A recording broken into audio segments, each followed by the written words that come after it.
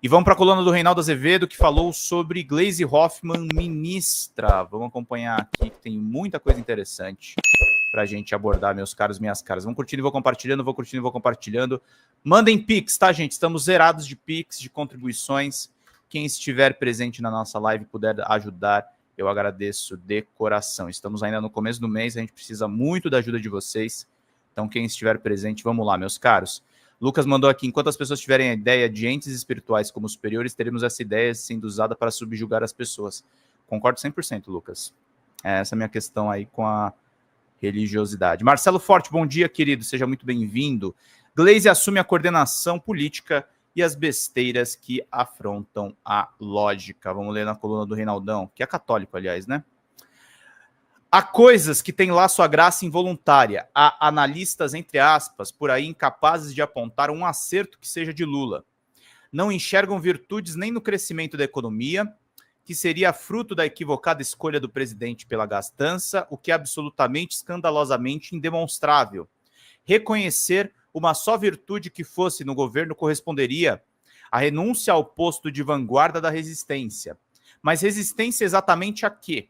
Se o analista está impedido de distinguir o que presta do que não presta, já que não está mais no terreno da análise, mas da militância político-ideológica travestida de objetividade, tomem-se como exemplo os quilômetros de textos que se produziram não sobre, mas contra a indicação da deputada Gleisi Hoffmann, do Paraná, que presidiu o PT até semana passada, para a Secretaria de Relações Institucionais, substituindo Alexandre Padilha, que migrou para o Ministério da Saúde. Voltarei ao ponto específico daqui a pouco, depois de algumas outras considerações. Vamos lá. Lula venceu 5 das 9 eleições diretas pós-redemocratização, 2 delas por intermédio de Dilma Rousseff. Venceu em 2002, 2006, 2010, 2014 e 2022. O PT disputou o segundo turno em 2 desses pleitos, 1989 e 2018, e ficou em segundo lugar nas 2 jornadas em que o adversário FHC sagrou-se vitorioso no primeiro turno, 1994 e 1998. Essa academia de sábios que tratam o líder petista com tanto desdém deveria, quando ao menos, ter um tantinho mais de modéstia. Revirem os arquivos. A morte política de Lula e do PT foi tonitruada na segunda vitória de FHC em 98 e muito depois, em 2005, a esteira do chamado escândalo do mensalão. O terceiro requiem se deu com a prisão em 2018. Objetará alguém com alguma sabedoria que era graciosa ao conselheiro Acácio, mas as circunstâncias eram outras. Bem, dizer o quê? Sem querer incorrer ao obvialismo do conselheiro. As circunstâncias de cada ocorrência sempre são específicas, particulares e irrepetíveis. Antevisões e radicalização. Não me incomoda, por óbvio, que tantos antevejam os desastres decorrentes das escolhas de Lula, até porque, sabe-se lá, podem estar certos. De resto, o vivente nada perde antevendo o caos, desde que não se aposta em recursos próprios ou de terceiros. Se erra, ninguém se lembra dos seus apocalipses baratos. Se acerta, sempre poderá bater no peito. Eu bem que avisei. Ademais, convenham, o catastrofismo e o pessimismo sempre gozaram de certa aura de superioridade moral. Em contraste, o otimismo e, mais do que este, o triunfalismo se confundem com bobices e lobbies de interesseiros. E às vezes são isso aí mesmo. O que me incomoda, aí sim, é a certeza com que muitos se entregam a digressões sobre o que seria mais adequado para o governo e para o próprio Lula. Estão tão convictos de suas certezas e distinguem com tal precisão aquelas que seriam as melhores escolhas que a gente se pergunta, meu Deus, como é que o presidente não enxerga o óbvio? Se até aqueles que detestam podem fazê-lo, e haverá, claro, quem não atente para a ironia. Comecemos a voltar à indicação de Gleisi, que toma posse nesta segunda-feira. Eu mesmo observei no programa O É da Coisa, da Band News FM, no Band News TV, que indicaria-se no lugar de Lula Silvio Costa Filho do Republicanos para as relações institucionais. Do modo como vejo o quadro político, Penso que o presidente deve tomar decisões para reforçar a frente que está no governo, ou quase isso em tempos de emendas impositivas. E o atual ministro dos Portos e Aeroportos tem trânsito fácil, tanto no Centrão quanto entre os progressistas. A eventual indicação de Gleisi provocaria, como provocou, a crítica fácil sobre a suposta guinada do governo à esquerda, coisa que entendo como falsa, como nota de R$3. Consta que Costa Filho chegou a ser sondado para o cargo, mas ele e o presidente teriam chegado à conclusão de que, a diferença do meu achismo, isso não seria a melhor saída. Isso vai aqui na forma de hipótese, porque nem o presidente nem o ministro me disseram que as coisas se dariam desse modo. Fala-se muita coisa em Brasília e sobre Brasília o tempo inteiro. Parte da produção criativa está na imprensa, por certo. Continuemos a pensar, se a pleiade de doutores que escrevem sobre política avalia, e não sem razão, se esta tivesse sido a escolha de Lula, que a radicalização à esquerda seria contraproducente para o governo, não seria ao menos prudente indagar, antes que se asseverasse que assim procedeu, por que ele o faria? Por que ele faria isso? Lula venceu 5 das 9 diretas, cujo partido disputou 2 vezes o segundo turno e chegou no segundo outras 2. Está a precisar dos, sei lá como chamar, conselhos do tirocínio de quem é incapaz de fazer ao menos uma sustentação lógica? É o que o Reinaldo está falando aqui. O PT é vitorioso. Por que o PT cederia um ministério importante? Estou traduzindo aqui para vocês o que o Reinaldão está falando nessa coluna aqui. O PT tem larga vantagem, gente, para fazer o que está fazendo. E aí fez uma aposta na própria capacidade do partido. Qual a hipótese? Sendo assim, nunca se poderá fazer uma crítica, já que ninguém tem experiência de Lula na política. Que besteira! É claro que há erros, decisões que não rendem os frutos esperados, incompreensões da realidade, leituras impróprias sobre as demandas que estão na sociedade. Essa é uma constante dos governos mundo afora. Os bons analistas do ramo são capazes de apontar até alguns acertos. O meu ponto é outro.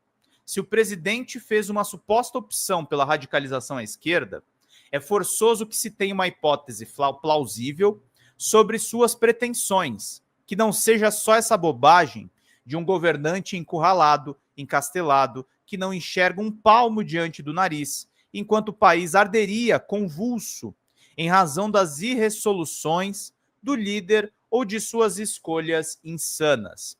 Ocorre que não existem, tanto neste país, como esse príncipe convertido em plebeu do próprio governo. Essa é uma fantasia derivada da obsessão de alguns setores, especialmente aqueles que identificam como extremistas de centro, de superar a dita polarização. Essa palavra virou uma gaveta em que se juntam clichês e badulaques da desinformação política mais grosseira, quando não dá má consciência mesmo. Como Jair Bolsonaro não vai disputar as eleições de 2026, e pois o homem que representa um dos polos estará fora do jogo, força-se a mão para que também seja expulso do campo aquele que simbolizaria o seu oposto, supostamente, né, gente? O fato é que inelegível e denunciado é sim a encarnação da extrema-direita, mas Lula não é um extremista de esquerda. A tese, nesse caso, da exclusão dos opostos, implica que se igualem um democrata e um fascistoide. É um raciocínio indecente que rebaixa a democracia e flerta com os vários tons de fascismo. De volta a Gleisi, voltemos a Gleisi. Ela presidiu o PT e, nessa condição, teve que traduzir a média do pensamento do partido, de que discordei inúmeras vezes. A legenda reconheceu, por exemplo, a vitória de Nicolás Maduro, que penso ser uma aberração. Deixei claro na entrevista com agora a ministra concedeu ao podcast Reconversa, mais de uma vez o partido se voltou contra as escolhas do Ministério da Fazenda. Trata-se, por óbvio, de críticas não a Fernando Haddad, mas ao próprio Lula, já que os ministros traduzem a vontade do chefe. Não tinha sido eleita por seus pares para expressar os pontos de vista do governo, mas de uma das forças que compõem a base de apoio. Essa análise aqui do Reinaldo está precisa, tá? A Gleisi no PT não era a representação do pensamento da Gleisi, é uma representação do maior partido de esquerda do Brasil. Continuará a ser a chefe do PT no ministério que cuida da articulação política? Procedam a uma pesquisa sobre a sua atuação à frente da Casa Civil no primeiro governo Dilma. Não foram poucos os embates que teve, vejam vocês, com setores da esquerda. Mais de uma vez, foi acusada de concessões excessivas aos conservadores. Acho que se faz uma grande confusão entre a então ministra e a senadora, que posteriormente lutou com muita dureza contra o impeachment e que presidiu o PT no período de quase implosão. Caminhando para o arremate, observo, há uma segunda linha de apreciação crítica à ida de Gleisi para a articulação política. Se a primeira vê uma guinada à esquerda, esta outra nos diz que o governo passará agora a operar no modo reeleição. E às vezes as duas leituras se conjugam numa mesma pena, o que é uma aberração. Afinal, se Lula faz besteira, como dizem, de esquerdizar o governo, tornando-o mais estreito, ele assim procederia visando a reeleição? Isso faz algum sentido? Você antevê que a ministra vai se dar bem? A diferença do que anunciam desastres, respondam, eu não sei. Na Casa Civil de Dilma, Gleisi manteve sim um diálogo fluido com a base conservadora, que ainda era mais ampla do que o próprio Lula. A situação degringolou e depois nada teve a ver com a sua atuação. Quanto às reações furiosas, eu observo o seguinte: os que torcem para ver Lula pelas costas não têm, então, razão para reclamar se consideram a petista tão imprópria para o cargo.